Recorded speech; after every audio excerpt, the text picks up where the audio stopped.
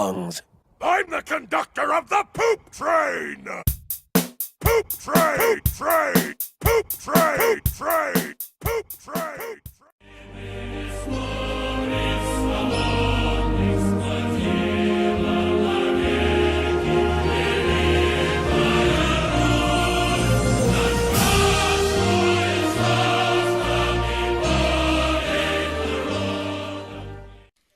Hello and welcome to another segment of Russian Truth Broadcasting. Today we'll be talking about communism, what it is, where it came from, and why it was made, and where it has been and it is applied. Let us first talk about what is communism. Communism is an economic and social system in which all or nearly all property and resources are collectively owned by a classless society and not by individual citizens.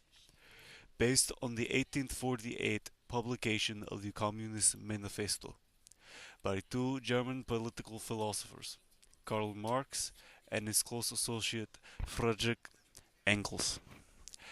As I said before, it came from the Communist Manifesto. It is a book which Karl Marx and Engels co-wrote, which displays the principles of communism. The idea of communism was a reaction to industrial capitalism and its class system. They believed that if communism was applied to the world, it would free the workers from exploitation. Now, as I am sure you know, communism is still in this world. In places like China, Cuba, Laos, North Korea, and Vietnam. But in some countries it has ended in their role in communism, like Congo on March 15, 1992. Now it is not up to me to say whether communism is good or bad. It is up to you, the listener. Well, by the looks of the time, our time is up here on Russian Truth Broadcasting. Now, please watch this informational video on communism.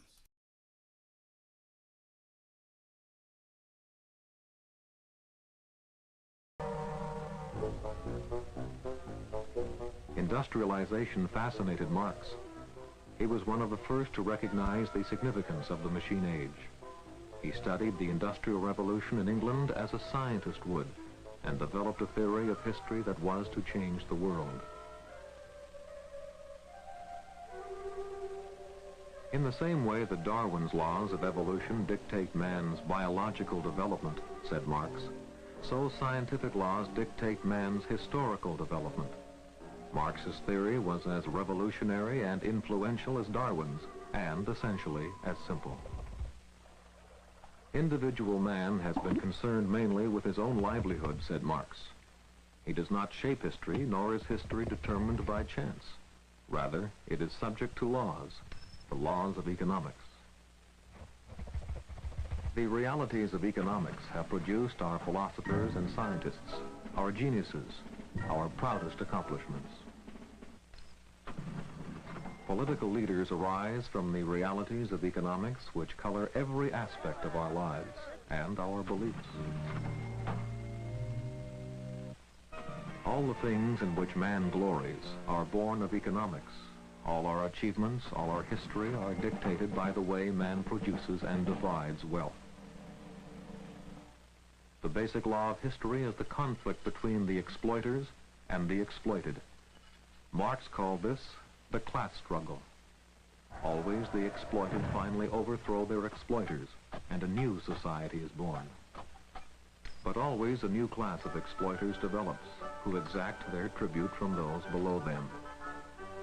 The long reign of the feudal aristocracy was opposed by the bourgeoisie, the new class which finally came to control the trading and manufacturing towns which grew up in the Middle Ages. The bourgeoisie sparked the Industrial Revolution and the new capitalism which exploited the workers.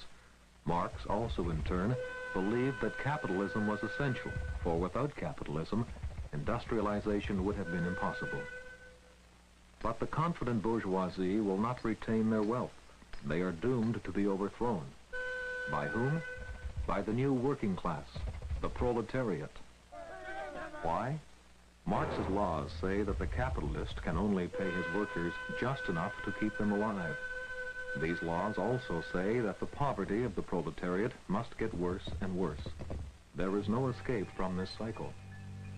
Because of these and other inherent weaknesses, capitalism will begin to fall apart.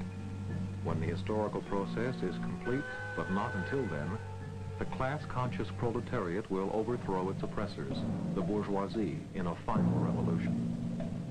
Then, says Marx, socialism will inevitably replace capitalism. Everything will be run on behalf of the workers, the dictatorship of the proletariat. Under benevolent state ownership, there will be plenty for everyone. Finally, said Marx, the elements of control, even the state itself, no longer needed, will wither away and socialism will give way to the final system, to communism. Marx did not describe his ideal state in any detail. That was in the future. Marxism is not really about socialism or communism. Its chief concern is industrialization.